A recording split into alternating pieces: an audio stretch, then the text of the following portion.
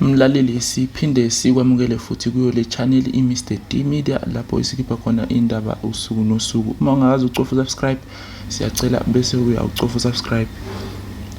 Abasolwa abane ababulala intombazane eyalinebala elimhlophe kwaMhlaba Uyalingana endaweni yasePhelandaba eManguzi bahambe bayozixolisela emphakathini nasemndenini wengane, bahamba no correctional services. Kanti nalowo wayengumfundisi webandla laseZiyoni ukhulume okungaphakathi enhlizweni waxolisa sakushumayela. Isenzo abasenza sashiya umphakathi unokwesaba, kanti namanje bathi basathukile ngokwenzeka. Phela laba babulala intombazane uThandazile Mpunzi bayicuya izitho zomzimba base beyilahla emgodini. Kanti mbukeli, ngaphandle kokushona nale nawo umlayezo zizwele.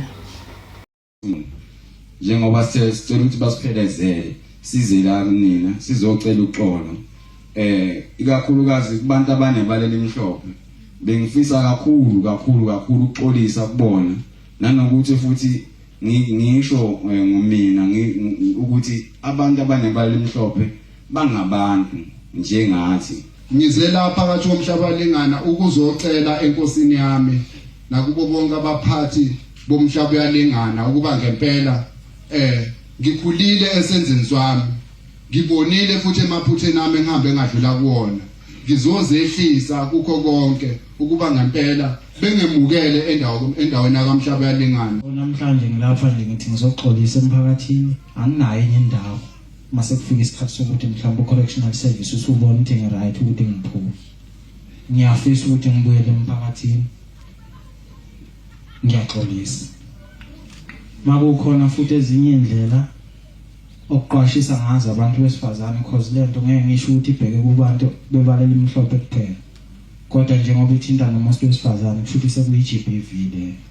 So nami ngizimisela ukuthi ngingaqwashisa nanoma yikephi ukubonisa ukuthi ngiyayisola kakhulu ngento engayenza, angifiseli futhi omunye umuntu. Hey kodwa intando yomnyama babethu yangehlela. Hawu ngizocela uxolo babethu.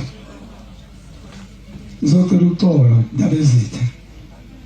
Ukuxoxa kwami kwasebenza ukuthi kube nesenzo ngegama lami ukuthi bezwe ngixoxa nalolu hlobo.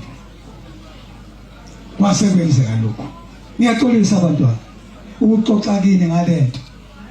Nami kanti ngixoxa ngento engenabufakazi futhi engayazi ukuthi lelisebenza kanjani.